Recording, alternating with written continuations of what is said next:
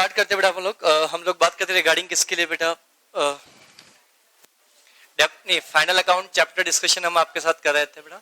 और final account में discussion हमने आपके साथ किया था कि कैसे कैसे हम क्या क्या करेंगे और समझना बड़े ध्यान से बेटा। कल हमने कुछ डिस्कशन कर रहे थे how to prepare trading P&L and balance sheet के बारे में आप लोगों से बात कर रहे हैं। तो ट्रेडिंग अकाउंट P&L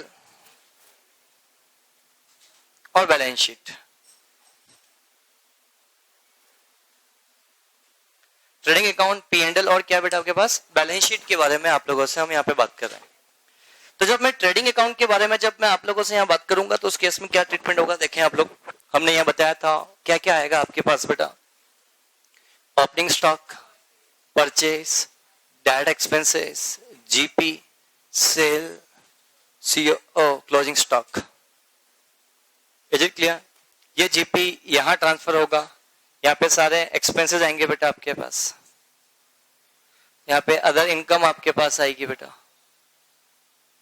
फिर आपके पास क्या आएगा नेट प्रॉफिट आएगा, यहाँ पे कैपिटल आएगी, अदर लाइबिलिटीज आएगी, असेट्स यहाँ पे आपके पास आएगी।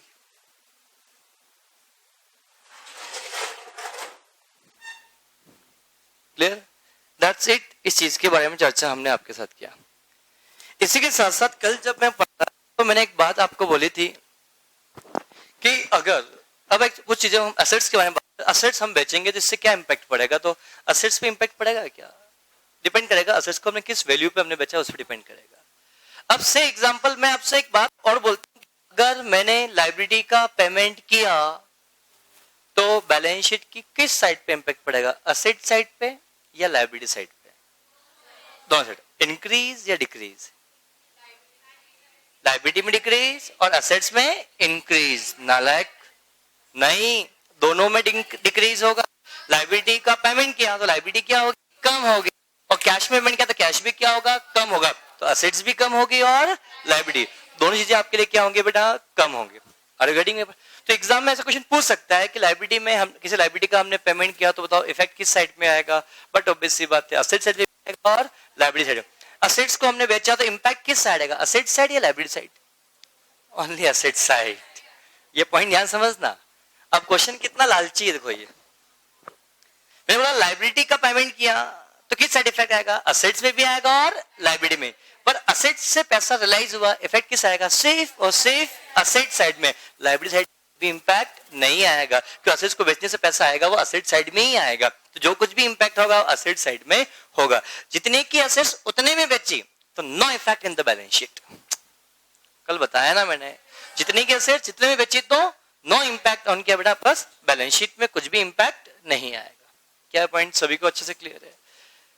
और बैलेंस शीट में एक बात और बोलता हूँ, बैलेंस शीट जो बनती है बेटा वो दो तरीके से बनती है बेटा, और ऑर्डर बेटा असेट साइड का होता है, लाइबिलिटी साइड का कोई भी ऑर्डर नहीं होता है। मैं फिर रिपीट कर रहा हूं अपनी बात को, बड़े ध्यान से आप लोग समझना। बैलेंस शीट हम बना रहे हैं तो this is the liability, this is the assets. Liability के अंदर सबसे पहले हम लिखते हैं इक्विटी शेयर कैपिटल। इनफैक्ट चलो हम कंपनी की बात ना करते, हम नॉर्मल बात करते हैं। बैलेंस शीट जब हम बनाते हैं, बैलेंस शीट की नॉर्मल बैलेंस शीट बात कर, सबसे पहले लिखते हैं हम बेटा कैपिटल, बोलो हाँ है ना। फिर इस कैपिटल में हम लिखते हैं बेटा रिजर्व एंड सरप्लस को हम क्या करते हैं बेटा, ऐड करते हैं, और ऐड करने के बाद जो अमाउंट आएगा उसको हम यहाँ लिखेंगे, बोलो हाँ है ना। अब नेक्स्ट पॉइंट के बारे में जब मैं आप लोगों से यहाँ बात करूंगा तो अगला पॉइंट क्या होगा, बड़ा ध्यान से आप लोग समझना। अब रिजर्व सरप्लस मैंने यहाँ लिखा, इसी के साथ साथ जब मैं अगले पॉइंट की बात करूंगा तो बेटा यहीं पे हम लिखेंगे बेटा लॉन्ग टर्म बोरोइंग्स, बेटा बोलो। और फिर यहाँ पे क्या आएगा आपके पास बेटा, current assets, oh I am so sorry बेटा, करंट लाइबिलिटी। तो यहाँ पे हम लिखते हैं बेटा, तो इस लाइबिलिटी का वैसे ऑर्डर नहीं होता है, पर हम बोलने के लिए बोल सकते हैं अपनापन। क्या बोल सकते हैं बेटा, अपनापन। और जिसका ज्यादा अपनापन, क्या कैपिटल अपनी होती है, ये पराई होती है, बोलो हाँ है ना। पर ये लंबे समय के लिए पराई होती है, ये कम समय के लिए क्या होती है, पराई होती है। रिगार्डिंग माय पॉइंट्स, क्या पॉइंट सभी को समझ में अच्छे से, रिजू का है, पराया हो गया वो किसी के लिए। क्या मैं आगे बढ़ सकता हूँ बेटा, बोलो क्लियर। अब जब मैं असेट साइड की बात करूं तो सबसे पहले आपने लिखा होगा, यहाँ पे लिखा होता है फिक्स असेट्स। क्या लिखा होता है बेटा, फिक्स असेट्स, फिर लिखा होता है यहाँ पे क्या है, इन्वेस्टमेंट्स, फिर लिखा होता है यहाँ पे बेटा लोन्स एंड एडवांसेस, फिर लिखा होता है बेटा करंट असेट्स। ये भी एक, ये बैलेंस शीट के असेट साइड का ऑर्डर है और ये ऑर्डर फिक्स रहता है। ऑर्डर हमेशा बैलेंस शीट जब भी बात करें ऑर्डर की तो ऑर्डर किसका होगा, असेट साइड का होगा, लायबिलिटी साइड का भी ऑर्डर नहीं होता है।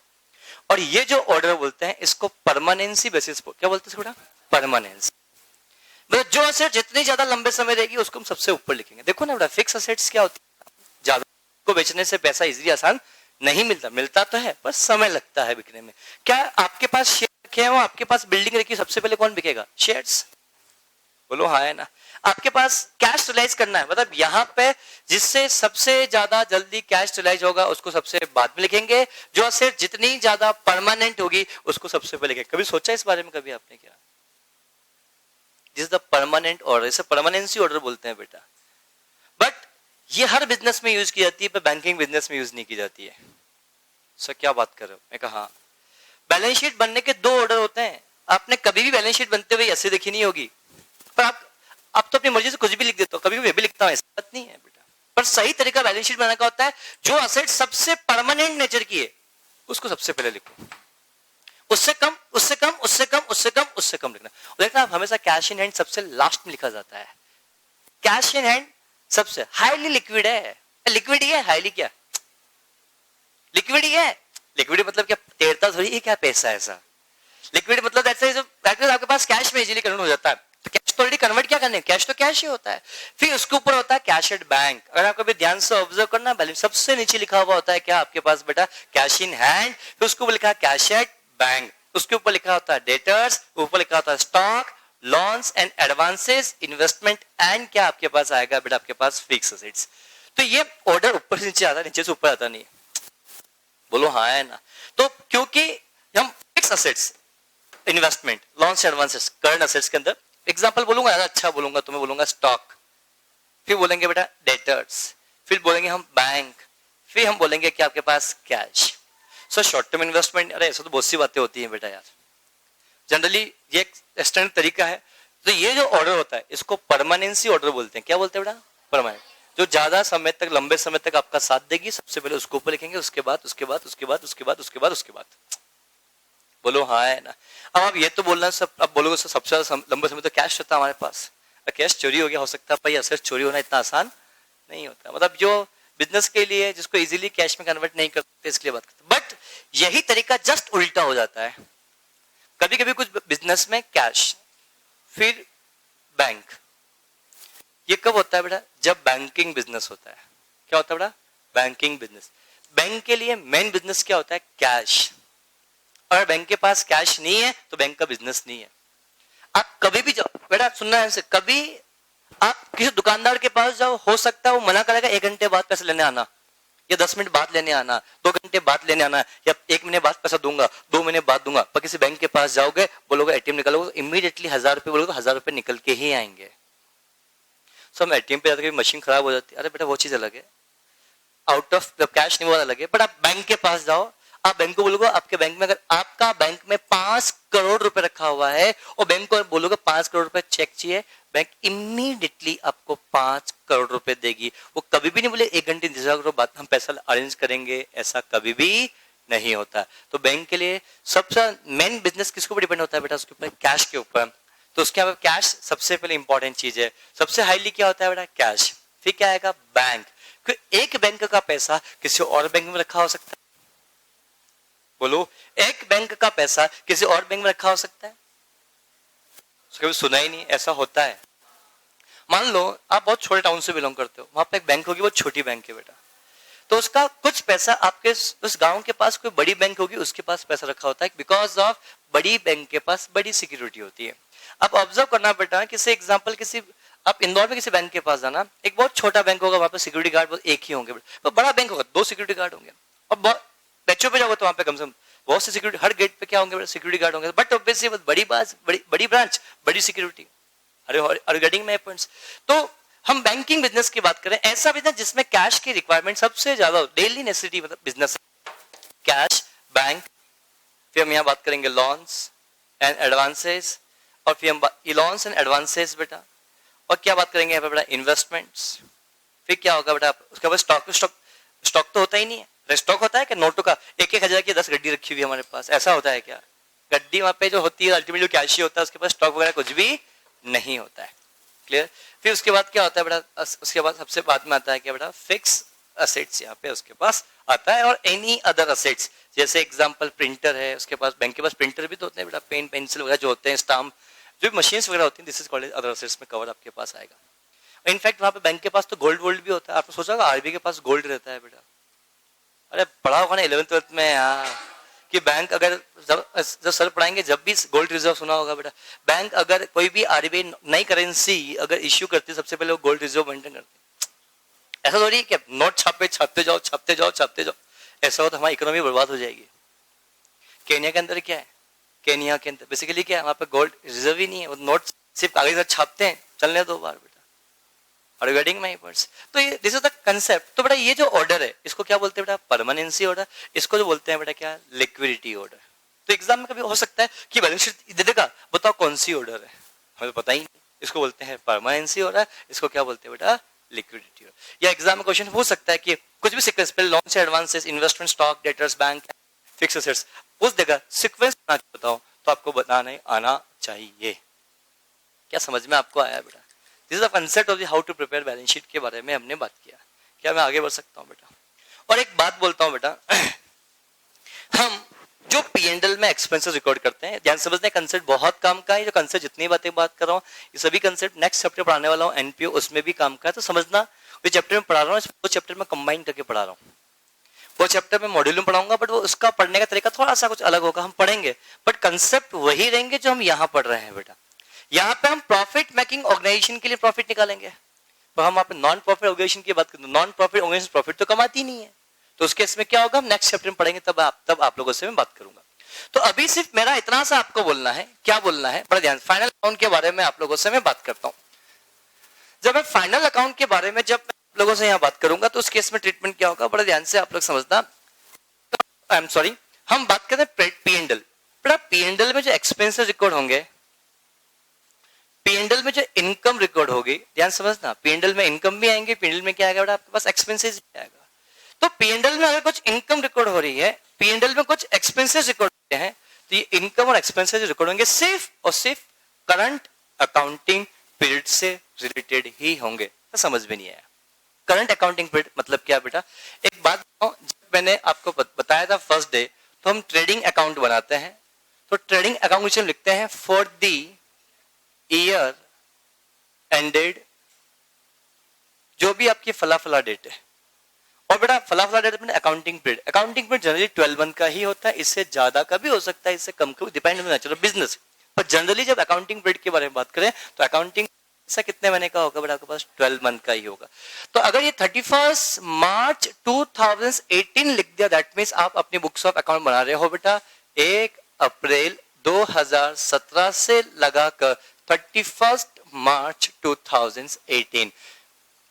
तो मतलब जब मैं यहाँ पे ट्रेडिंग अकाउंट यहाँ पे बनाऊंगा, तो ट्रेडिंग अकाउंट में जब यहाँ पे मैं ओपनिंग स्टॉक लिखूंगा, तो इस दिन का ओपनिंग स्टॉक लिखूंगा, और जब मैं यहाँ पे क्लोजिंग स्टॉक लिखूंगा, तो इस दिन जितना स्टॉक होगा उस स्टॉक की बात करूंगा। और जितनी मैं यहाँ परचेज डेड एक्सपेंसेस से लिखूंगा, वो इस समय से लगाकर इस समय के बीच में जितनी परचेज आपकी हुई, जितने आपके डेड एक्सपेंसेस हुए, जितने आपकी सेल हुई, उनको यहाँ पर रिकॉर्ड किया जाएगा।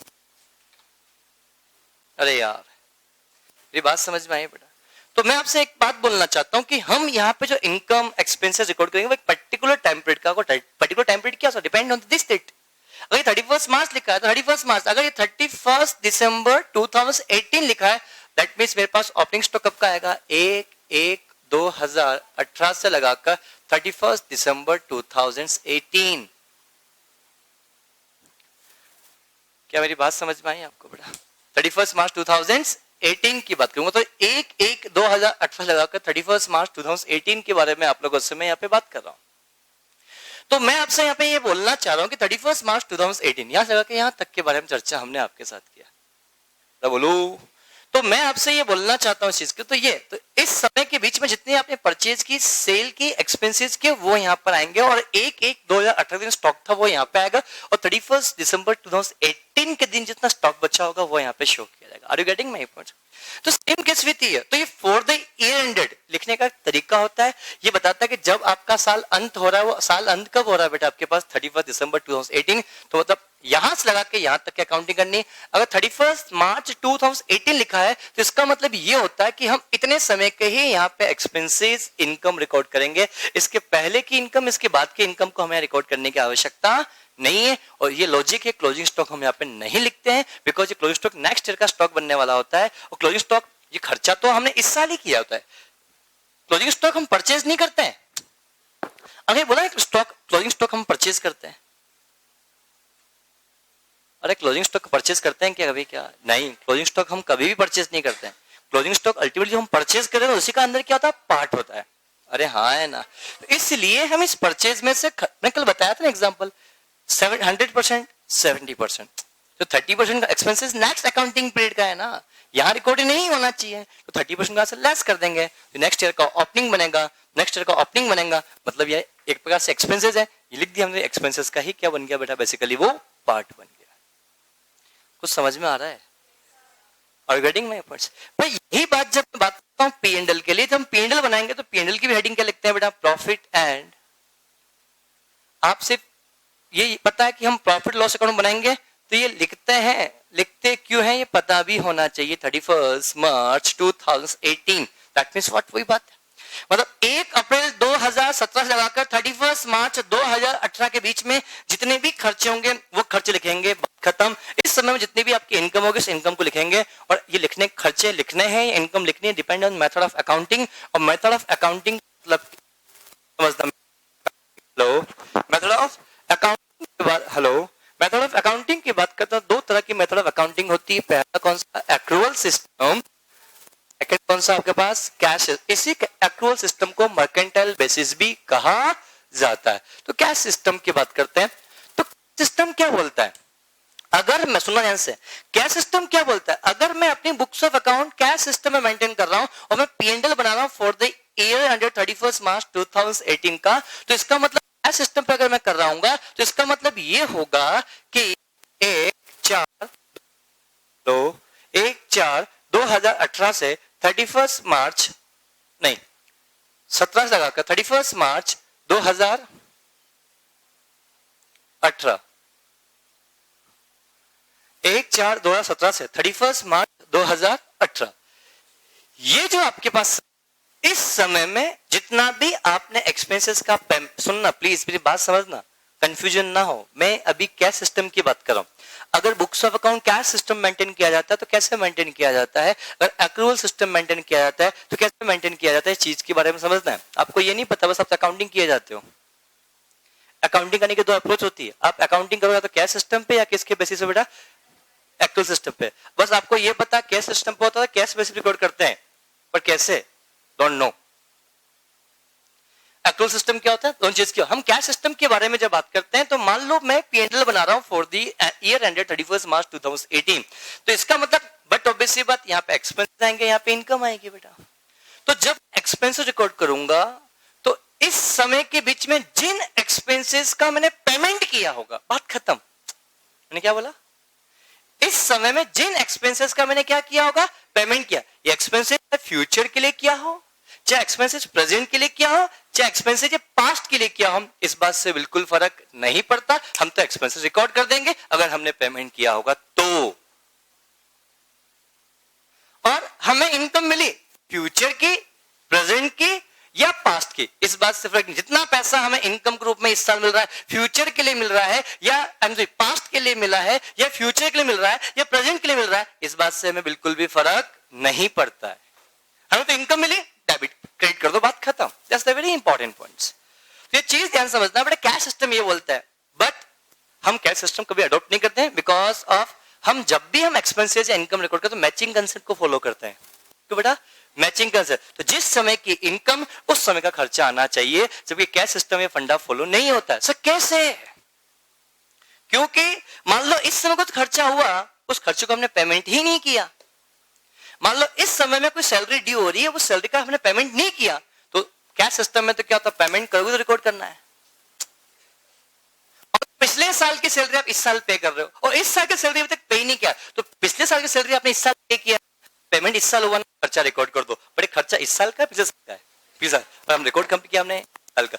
बट इस साल जो हमने सेल की ना, उसका पैसा हमें इस साल ही मिल गया, और फ्यूचर में जो सेल होने वाली है उसका पैसा भी हमें इस साल मिल गया। तो मतलब इनकम इस साल भी आ गई, पिछले साल की भी आ गई, और मतलब पिछले साल जो सेल किया उसका पैसा भी इस साल मिला, तो इसमें इस साल की भी इनकम है, फ्यूचर की भी इनकम है, पास्ट की भी, तीन इनकम यहां पे आ गई। तो इनकम 3 साल की, खर्चा 1 साल का, वो भी पिछले साल का। इस साल का खर्चा ड्यू हुआ, वो हमने पे ही नहीं किया, रिकॉर्ड ही नहीं किया। This is concept of the क्या बेटा, accounting concept, cash system concept. इसलिए इस कंसेप्ट को हम फॉलो नहीं करते हैं, क्योंकि इनकम तो अलग अलग लेता है। पर जब मैं मर्केंटाइल सिस्टम की बात करता हूं तो उसमें क्या होता है, ध्यान समझना, आपको एकदम फिट बैठेगा कंसेप्ट क्या होता है, मैचिंग कंसेप्ट बेटा।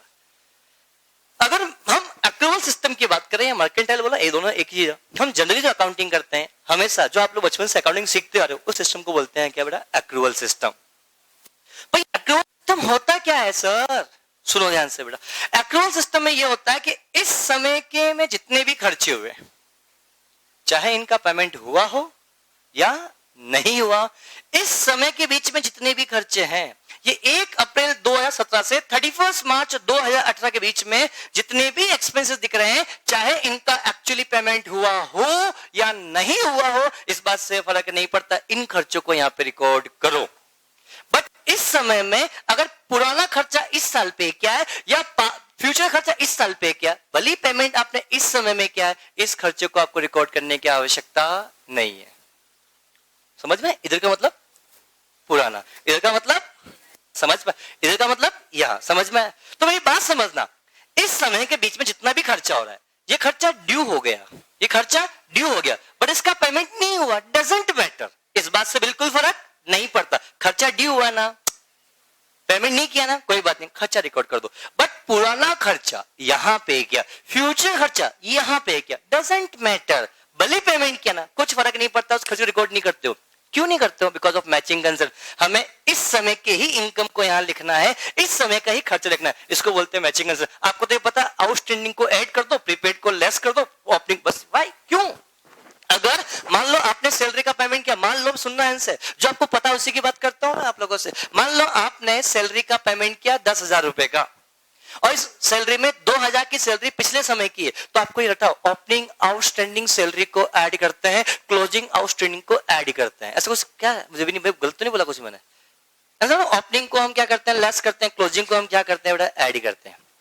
तो ओपनिंग को ऐड लेस क्यों करते हैं? क्योंकि जो सैलरी आपने पे की है उसमें कुछ सैलरी पिछले साल की है, अगर पूरी सैलरी में यहां लिख दूंगा तो उसमें खर्चा, पुराने साल खर्चा इस साल रिकॉर्ड हो जाएगा। और इस सैलरी, जो इस साल सैलरी जो पे करनी थी वो पे मैंने नहीं की, तो पेमेंट में इंक्लूड नहीं आ रही है, तो क्लोजिंग आउटस्टैंडिंग सैलरी को हम ऐड करते हैं। क्यों करते हैं? बस करते हैं। अरे इसलिए करते हैं कि जो पैसा हमने पे किया है, इसमें इस साल की सैलरी जो पे होनी चाहिए थी वो अभी तक पे नहीं हुई, पर खर्चा तो इस साल का है, रिकॉर्ड तो इस साल होना चाहिए, इसलिए हम क्लोजिंग आउटस्टैंडिंग सैलरी को हम क्या करते हैं बेटा, ऐड। प्रीपेड लेस होता है क्लोजिंग, ओपनिंग प्रीपेड क्या होता है बेटा, ओपनिंग प्रीपेड ऐड होता है, क्लोजिंग प्रीपेड क्या होता है, लेस होता है, बस पता है। तो क्यों? बिकॉज ओपनिंग प्रीपेड और क्लोजिंग प्रीपेड, क्लोजिंग प्रीपेड का मतलब फ्यूचर का पेमेंट हमने आज ही कर दिया, खर्चा इस साल का है, फ्यूचर का है, तो जितना हमने कैश का पेमेंट किया उसमें ऐड होकर आ रहा है ना। अरे यार, तो जितना हमने इस साल पेमेंट दिखा उसमें ऐड होकर आ रहा है, खर्चा इस साल का फ्यूचर का है, तो भैया इसको क्या करो, इसमें हटाओ, इसलिए इसको लेस करते हैं। और इस साल का कुछ खर्चा पिछले साल ही आप पे कर चुके हो, पर खर्चा इस साल का है ना, इसलिए इसको क्या करो, ऐड। इसलिए ओपनिंग को हम क्या करते हैं, ऐड करते हैं, क्लोजिंग को क्या करते हैं, हम लेस करते हैं। रेक्टिफिकेशन से बिल्कुल भी नहीं, पता होना चाहिए कोई चीज ऐड हो रही है, लेस हो रही है, तो क्यों हो रही है। क्या मेरी बात समझ में आपको अच्छे से आई? क्या मैं आगे बढ़ सकता हूं बेटा? That's the very important points, जहां इस चीज के बारे में हमने क्या किया बेटा, आपके साथ चर्चा किया। क्या मैं आगे बढ़ सकता हूं बेटा? बोलो। तो इस पीरियड का मतलब क्या, इस समय में, ये कंसेप्ट कौन बोलता है, एक्रूवल या मर्केंटाइल? दोनों चीज एक ही है। मतलब एक्रूअल मर्केंटाइल एक ही होता है बेटा, एक्रूअल सिस्टम अगर सिस्टम एक ही होता है तो एक्रूअल मर्केंटाइल में ये बोला जाता है कि इनकम आपको एक्चुअली रिसीव हुई हो या नहीं हुई इस बात से फर्क नहीं पड़ती, इस समय की इनकम में रिकॉर्ड कर लो। इस समय का खर्चा चाहे एक्चुअली आपने पेमेंट किया हो या नहीं किया, उस बात से फर्क नहीं पड़ता। खर्चा इस साल का समय का तो ऐड कर लो, भले आपने इस साल कुछ इस समय कुछ खर्चा ड्यू कुछ नहीं हुआ, पर पिछले साल का खर्चा इस साल अगर आपने पे किया उस खर्चे को यहाँ रिकॉर्ड नहीं करोगे, भले आपने पेमेंट कर दिया, क्योंकि खर्चा इस अकाउंटिंग पीरियड से रिलेटेड नहीं है। सिर दुख रहा है? इतना भारी थोड़ी पढ़ा रहा हूँ क्या यार, बोर कर रहा हूँ क्या? समझ में नहीं आ रहा? बहुत से बच्चों को मेरी बातें शायद नहीं आ रही ना। बाउंस हो रहा है प्रश्न भी बेटा। क्या मैं आगे बढ़ सकता हूँ अब थोड़ा बहुत या पूरा पूरा?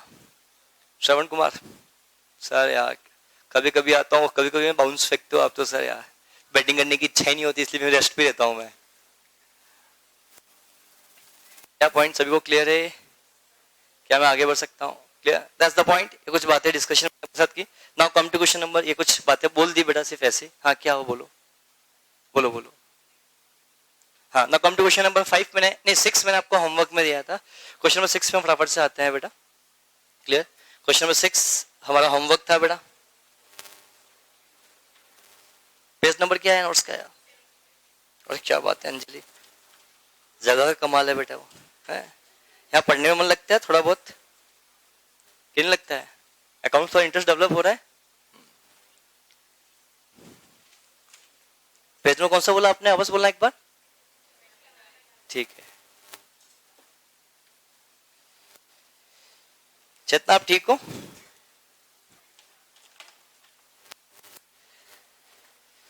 Question number 6, the following trial balance of K limited as 31 March 2006।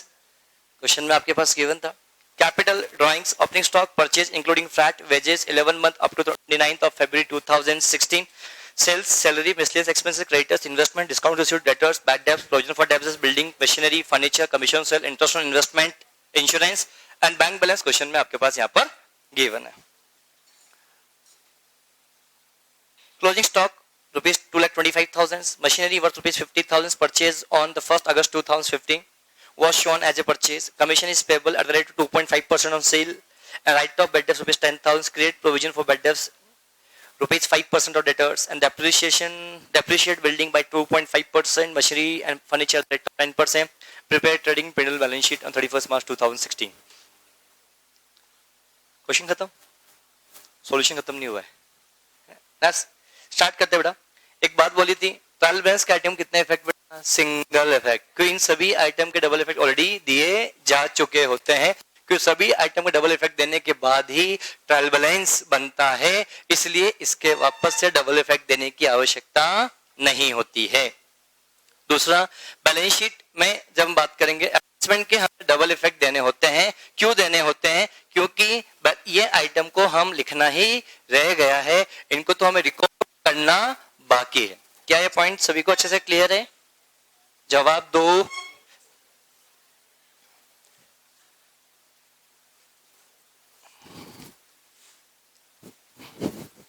अब आप लोगों को एक बात तरीका सिखाता हूं बेटा।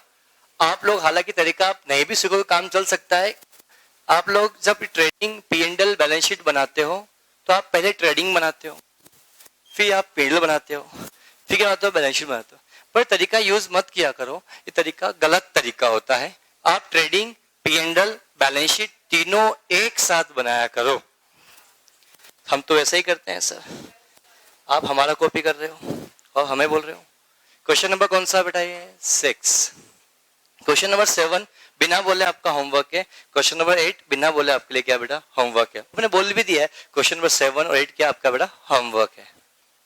हम जब बात करेंगे सबसे पहले लिखेंगे यहाँ पे ट्रेडिंग अकाउंट। बेटा ध्यान रखना, मैं यहाँ पे for the year end date वगैरह कुछ नहीं लिख रहा हूँ बेटा, ध्यान समझना। ये आपका ट्रेडिंग है, ये आपका P&L है और ये आपकी क्या बेटा? Balance sheet. चलेगा? ऐसे चलेगा? बहुत बढ़िया। अब हम बात करेंगे बैलेंस शीट के बारे में। बेटा ध्यान समझना बेटा, जब मैं बैलेंस शीट की बात करता हूँ, क्या हुआ? इतने में हो जाएगा ऐसा? क्या नहीं होगा? कर दूंगा बेटा। बड़ा ध्यान से आप लोग समझना। अब हम बात करें रिगार्डिंग, ध्यान से, सबसे पहले कैपिटल। अब है ना ढूंढना पड़ेगा। कैपिटल आया, देखो कैपिटल, ये कैपिटल, कितने रुपए की कैपिटल बेटा? 8 लाख रुपए की। क्लियर? उसके बाद ड्राइंग्स, तो डेबिट बैलेंस है तो क्रेडिट में से लेस कर दो तो अल्टीमेटली क्या हो जाएगा आपके पास बेटा? डेबिट हो जाएगा। बेटा बोलो, क्या सभी को समझ में आया अच्छे से? इसके बाद opening stock, to opening stock कितने रुपए से बेटा? 75,000। परचेज, एक दो परचेज कितने रुपए का बेटा आपके पास बेटा? 16,20,000। उसके बाद क्वेश्चन ने क्या बोल रखा? वेजेस, पर ये वेजेस कितने महीने की है बेटा? 11 महीने की है। तो वेजेस 11 महीने की है, ऐसा क्यों कि वेजेस हो सकती, वेजेस 12 महीने का होना चाहिए। यस प्लीज बेटा। हाँ तो कोई बात नहीं ना। अच्छा ठीक ठीक ठीक ठीक ठीक। यहां समझना, परचेज के लिए एडजस्टमेंट गिवन है बेटा। Machinery worth ₹50,000 purchase on the 1 October 2015 was shown in the क्या परचेज अकाउंट। तो समझ में नहीं क्या लिखा हुआ है बेटा? आपकी जो परचेज है बेटा, इस परचेज के अंदर क्या इंक्लूडेड है बेटा? मशीन अकाउंट की। मशीन जो परचेज की वो इंक्लूडिंग है बेटा, तो ये इंक्लूड कहाँ होने चाहिए? मशीन अकाउंट में होने चाहिए। ये इंक्लूड कहाँ होने चाहिए? Machine account. अरे कुछ नहीं हुआ, अपने पढ़ने पे ध्यान दो बेटा, क्लास में मैं भी तो हूँ यार बेटा। तो जा रहा उसको जब तक हमारा छोड़ के आते हो बेटा। कोई आता है तो जब तक वो इंसान बैठ जाता है उसको छोड़ के आते हो बेटा। केयर टेकर हम क्लास के सर है, खुद के तो अत्ते पत्ते नहीं है, सब बहुत ध्यान रख रहे हो। अपने आप को संभाल लो, बहुत काफी है बेटा आज की जनरेशन में बेटा ना। अपने आप संभालना मतलब अपना करियर संभालने की बात कर रहा हूँ। अपने आप का केयर मतलब ऐसा अपने आप मत लेना, बॉडी शॉडी बनाना, मेकअप करके आना, तैयार होके आना करना, इसकी बात मैं नहीं करता हूँ बेटा। अब ये सब मेकअप करके आता हो तो मुझे नहीं पता बेटा, मैं ऐसे बात नहीं कर रहा हूँ।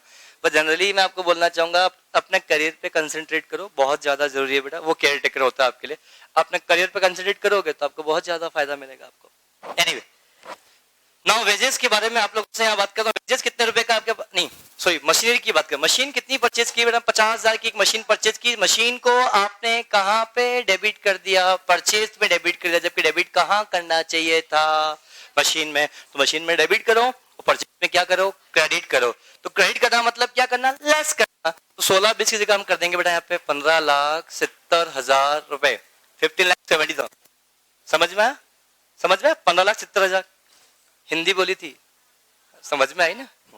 इतनी हिंदी तो आती है, इससे ज्यादा नहीं आती, मतलब नहीं ज्यादा नहीं आती। चलो कोई बात नहीं बेटा।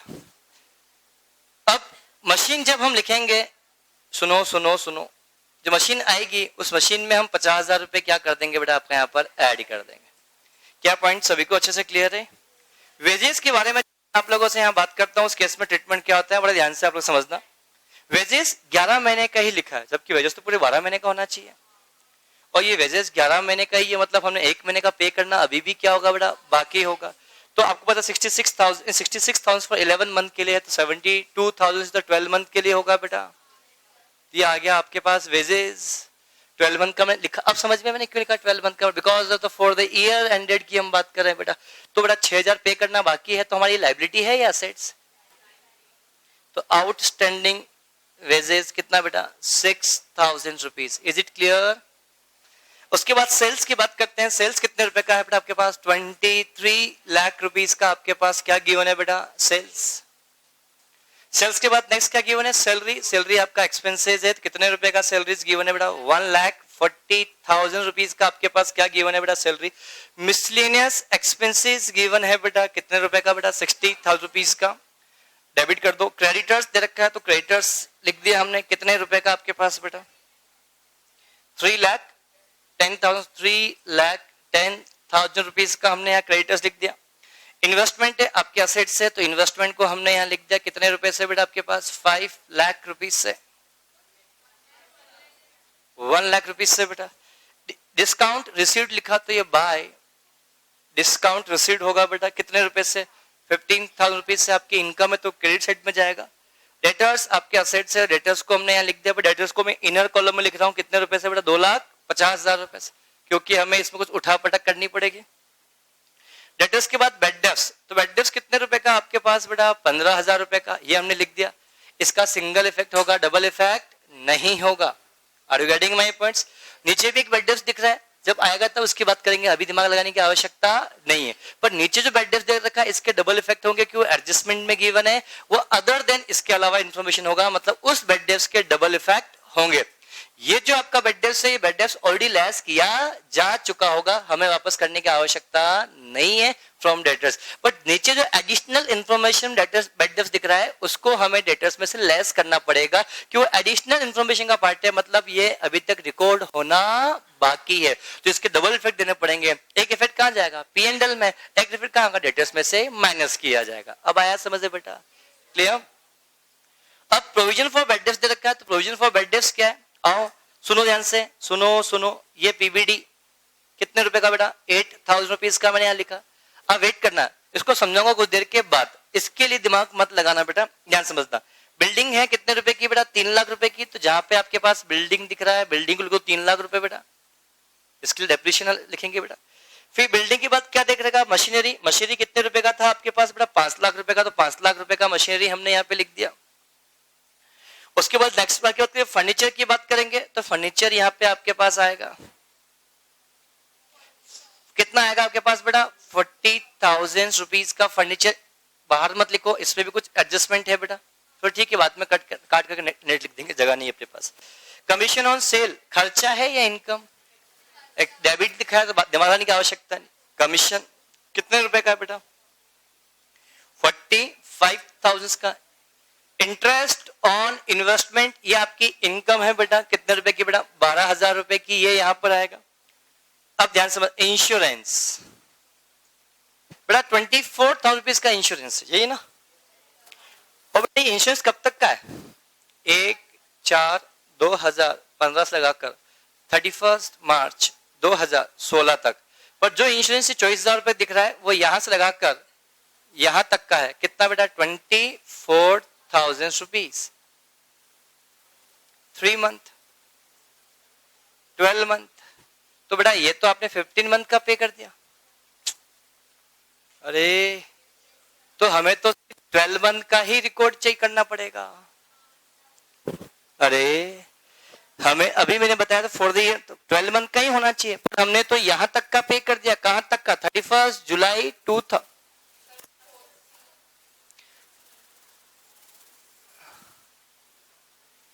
हैप्पी? 4 मंथ का हमने ज्यादा पे कर दिया, तो ये फ्यूचर खर्चा है, अभी का खर्चा है? फ्यूचर का। इस साल रिकॉर्ड होगा या नेक्स्ट ईयर? नेक्स्ट रिकॉर्ड होगा। अरे हाँ है ना। तो ये कितने मंथ का है? 16 मंथ का। तो बताओ 12 मंथ का कितना होगा?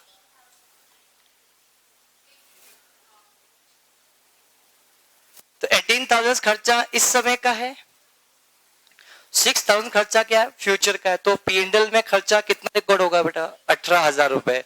और 6,000 रुपए आपका क्या बन जाएगा? Prepaid insurance. चलेगा? समझ में आएगा? ऐसे तो पहले बोल रही थी इसे बड़ा बनाओ, फालतू में तेज चलते हो सर आप। तो कितना मजा आया देखो है। उसने मन में नहीं सोचा, पर आपने सोच लिया। सर नहीं सो रहे, ऐसा मैंने कुछ भी नहीं सोचा, आप गलत सोच रहे हो सर। तीन से सर सोचा। चलो, बैंक बैलेंस गिवन है 150 का, तो ये 150 कहां लिखूं बेटा? हाँ क्या बोलू? ये बैंक कितने रुपए का बेटा? 1,50,000 रुपए। ये प्रीपेड इंश्योरेंस कितने रुपए का बेटा? 6,000 रुपए। और वेडिंग में हैप्पी? क्लियर? क्लोजिंग स्टॉक दे रखा है, तो स्टॉक के दो इफेक्ट। तो ये क्लोजिंग स्टॉक 2,25,000। अरे हाँ है ना। तो यहाँ पे स्टॉक कितना आएगा? 2,25,000। ये आ गया आपका बेटा स्टॉक। दो इफेक्ट। मशीनरी का पॉइंट 50,000 रुपए हमने यहाँ पर, ये तो 5,50 कर दो इसको, नहीं 5 लाख प्लस 50,000। बड़ा बोलूं? क्लियर? नेक्स्ट पॉइंट के बारे में जब चर्चा हम आपके साथ करेंगे, पॉइंट नंबर 1 हो गया, 2 हो गया, पॉइंट नंबर 3 अच्छा पॉइंट है बेटा। कमीशन ऑन सेल जो हमें देना है 2.5% ऑन सेल देना है। सेल कितनी हुई बेटा आपकी? बेटा 23 लाख। 23 लाख का 2.5% कितना होता है? 57,500 कमीशन देना चाहिए था, बट कमीशन हमने अभी तक कितना दिया बेटा? 45,000। इससे समझ में आया 12,500 आपको और देना चाहिए था। तो भैया यहाँ पे कितना आएगा बेटा? 57,500, और ये आपका बन जाएगा क्या? Outstanding commission. क्या सभी समझ में आया बेटा? सो हम तो ऐड करते हैं ना, ऐड कर दो, क्या फर्क पड़ेगा? ऐड करने के बाद अमाउंट तो इतना ही आएगा ना। बोलो। Point number 1 2 3 is over. Point number 4, bad debts हुआ कितने रुपए का? 10,000। कुछ डाउट पूछना है? हाँ वापस बेटा, कमीशन कितना पेबल होता है बेटा? 2.5%। तो जितना सेल होगा उसका 2.5% कमीशन होगा। सेल कितने रुपए की है? 23 लाख रुपीस की। तो 23 लाख का 2.5% कितना होता है बेटा? 57,500। हम ऑलरेडी कितना पे कर चुके हैं बेटा? 45,000 पे कर दिया था बेटा। कहाँ है ऐसा? ट्रायल बैलेंस देखो बेटा। तो बेटा 45 हमने पे कर दिया, जबकि पे कितना करना है? 57,500, 12,500 आपका क्या? Outstanding. Happy? Provision for bad debts की बात करते हैं। ये बेड डेप्स हुआ कितने रुपए का बेटा? 10,000। ये एडिशनल बेड डेप्स है, ये पुराना वाला ही है एडिशनल। तो ये एडिशनल है, तो यहाँ पे 28 हो जाएगा।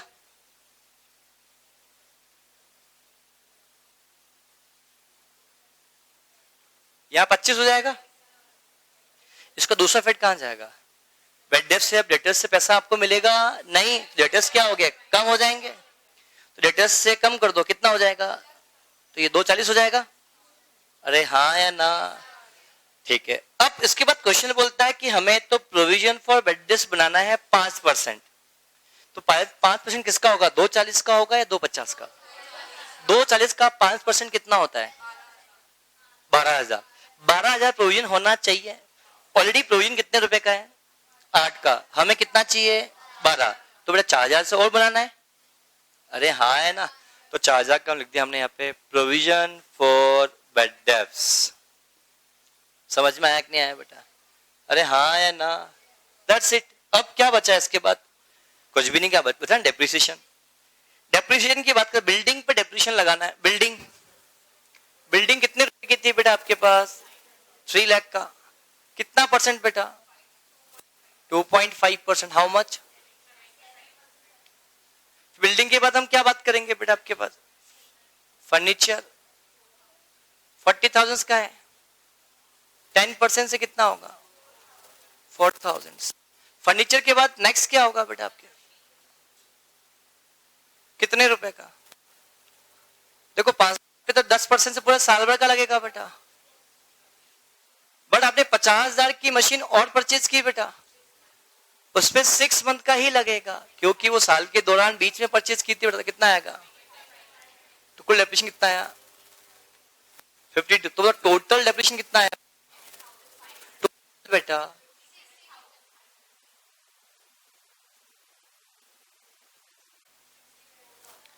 $64,000 आपका टोटल डेप्रिसिएशन बन गया।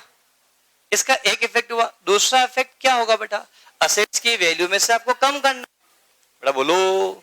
तो बेटा बिल्डिंग को कम करोगे 7,500 से। तो बिल्डिंग कितने की थी आपके पास? 3 लाख की। तो इसकी जगह यहाँ पे आएगा 2,92,500। अरे हाँ या ना?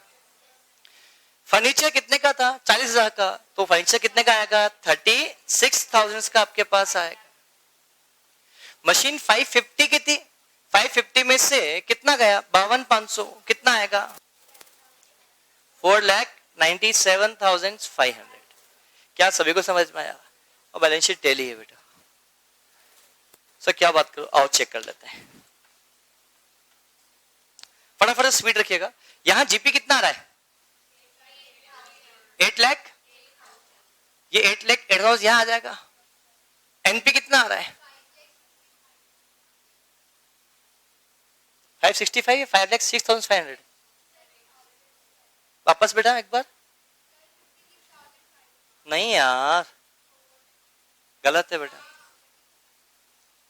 कैसे आएगा बेटा? ये 8 लाख का फिगर है, इतना फिगर ही दिख रहा है मेरे को तो। Yes please. कुछ गलत है?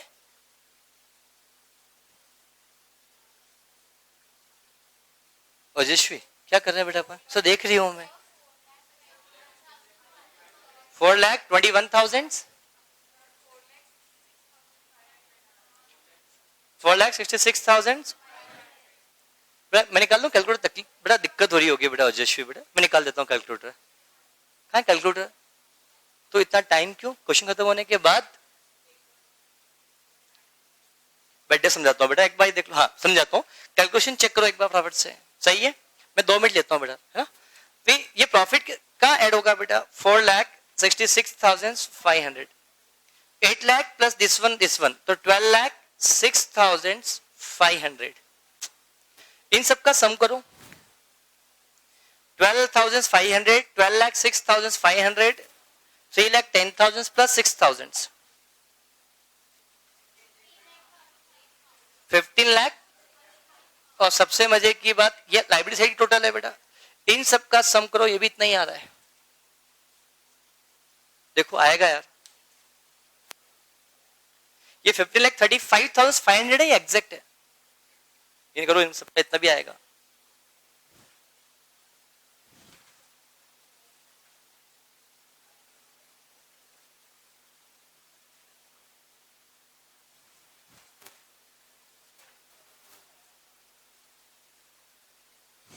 इतना रहा।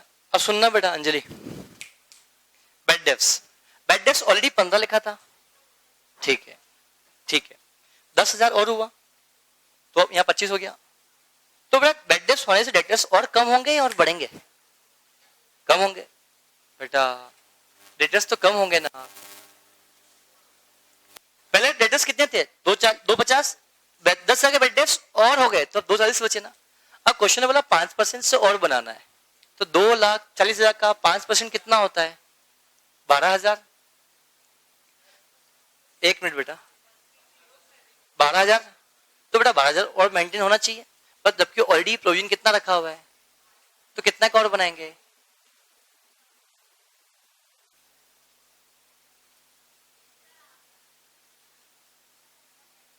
बेटा एक ये डेटर्स का अमाउंट लिखना, 2,28,000। इतना डिफरेंस ही आ रहा था? चेंज डिफरेंस आ रहा है क्या?